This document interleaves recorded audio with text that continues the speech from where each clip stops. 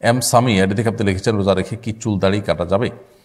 রোজা রেখে চুল বা দাড়ি কাটলে রোজা ভঙ্গ হবে না, তবে দাড়ি কাটার সেরাই যে সীমানা সেটা যদি আমরা ক্রস করে ফেলি, ছোটো ছোটো থাকতেই দাড়ি কাটি অনেকে বা শেভ করি অনেকে, এই কাজগুলো যদি করি তাহলে সেগুলো তো হারাম এবং গুনাহ। কারণ পুরুষদেরকে আল্লাহ সুবহানাহু ওয়া তাআলা ইসলাম দাড়ি লম্বা করতে বলেছেন। আলখুল লোহা আউফুল লোহা আউফুল লোহা, নবী সাল্লাল্লাহু আলাইহি ওয়াসাল্লাম দাড়িকে ছেড়ে দিতে বলেছেন, লম্বা করতে বলেছেন। সো দাড়ি যদি আপনি ছোট করেন রমজান মাসে, তাহলে সেক্ষেত্রে একে তো আপনি এটা গুনাহের কাজ করলেন, আবার রমজান মাসে গুনাহের কাজটা করলেন, সেটা খুবই ভয়াবহ। আমার হিম্মত করলে অনেকের জন্যই দায় রাখা কোনো কঠিন কোনো বিষয় নয়। সেই সাথে রোজা রেখে আপনি যদি চুল কাটেন, চুল কাটার ক্ষেত্রে কোনো অসুবিধা নেই, চুল আপনি কাটতে পারবেন। আর দাড়ি কাটলে রোজা হয়ে যাবে, কিন্তু রোজা রেখে দাড়ি কাটাটা গুনাহের কথা। এমনিতেই তো গুনাহের কথা, রোজা রাখার কারণে সেটার মাত্রাটা আরও বাড়বে। সাইমা আক্তার আপনি লিখেছেন, যারা বিদেশে আছে তারা কিভাবে জাকাত দেবে? সেখানে তো গরিব খুঁজে পাওয়া যায় না, সমাধান জানাবেন দয়া করে। বোন সাইমা আক্তার, বিদেশে যারা আছেন তারা সেখানে গরিব খুঁজে বের করে জাকাত দেওয়ার চেষ্টা করলে সেটাই হবে তাদের জন্য উত্তম, এবং সেটাই হবে মূল বিধান। বিদেশেও গরিব অভাবে মানুষ আছে, নেই বললে একেবারে ভুল হবে। হয়তো খুঁজে পাওয়া অনেক সময় কঠিন হয়, বা আমাদের অনেকের কাছে চেন জানা থাকে না, সেজন্য একটু কষ্ট হয়। সো আমরা চেষ্টা করব বিদেশে গরিব অভাবে মানুষকে খুঁজে বের করার, যাদের উপরে জাকাত ফরজ হওয়ার মতো টাকা নেই, এবং তাদের যা উপার্জন তাদের চলতে কষ্ট হয়, এরকম মানুষ সেই দেশি মানুষই হইতে হবে এমন কোনো কথা নেই। সেই দেশে থাকা ভিনদেশি যারা আছেন, প্রবাসী যারা আছেন, তারাও যদি এরকম অর্থ কষ্টে থাকেন, ঋণগ্রস্ত থাকেন, এবং খাদ্যে বা ইত্যাদিতে দৈনিক যে প্রয়োজনীয় বিষয় আছে সেগুলোতে কষ্ট করেন, তাহলে সেক্ষেত্রে তাদেরকে আমরা জাকাত দিতে পারি।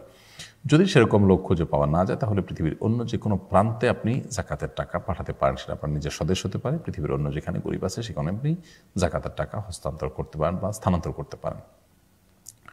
শাহাদাত মিয়া আপনি লিখেছেন, ফিলিস্তিনের ভাইদের জন্য আমাদের করণীয় কি? ভাই শাহাদাত, ফিলিস্তিনের ভাইদের জন্য আমাদের অনেক বড় একটা করণীয় আছে। সেটা হলো যে তাদেরকে যারা খুন করছে, তাদেরকে যারা হত্যা করছে, তাদের উপর যারা স্টিমরোলার চালাচ্ছে এবং সন্ত্রাস করছে, সেই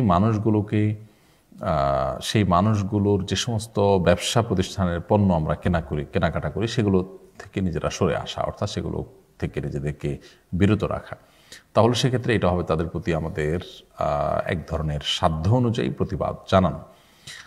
ইতিমধ্যে আমরা দেখেছি বয়কটের কারণে অনেক নামি দামি প্রতিষ্ঠান, ইহুদি মালিকানাধীন, যেগুলো ইতিমধ্যে মুখ থুবড়ে পড়েছে এবং নানাভাবে ক্ষতিগ্রস্ত হয়েছে। সো আমরা যদি বয়কটটাকে সিরিয়াসনেসের সাথে করি, সেটা আল্লাহর খাতিরে ফিলিস্তিনি ভাই বোনদের প্রতি একাত্মতা পোষণ করতে গিয়ে, তাদেরকে যারা হত্যা করছে, তাদের প্রতি যারা ধ্বংসযজ্ঞ চালাচ্ছে, তাদের এলাকা যারা দখল করার পায়তারায় লিপ্ত হয়েছে, যারা মসজিদে আকসাকে শহীদ করার অপচেষ্টায় লিপ্ত, সেই অভিশপ্ত মানুষগুলোর যে পণ্যগুলো আছে আমাদের ঘরে ঘরে, সেটা হতে পারে সাবান শ্যাম্পুর নামে, সেটা হতে পারে প্রসাধনী লোশনের নামে, সেটা হতে পারে আমাদের কোনো সফট ড্রিঙ্কস ইত্যাদি বা খাদ্য আইটেমের নামে,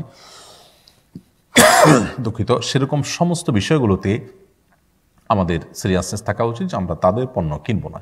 এতে তাদের উপরে অর্থনৈতিক অনেক বড় প্রেশার পড়বে, এবং এটার একটা প্রভাব অবশ্যই পড়বে। আর কোনো প্রভাব পড়ুক আর না পড়ুক, আমি আমার জায়গা থেকে দায়িত্বশীলতার পরিচয়টা দিলাম, সেই চেষ্টাটা আমরা করবো ইনশাআল্লাহ তাআলা। শেষে তাহলে তার কাছে দোয়া করবো, এবং সাধ্য অনুযায়ী যাকে আল্লাহ যতটুকু তৌফিক দিয়েছেন তাদের পাশে দাঁড়াবার চেষ্টা করব। আল্লাহ আমাদের সবাইকে তৌফিক দান করুন।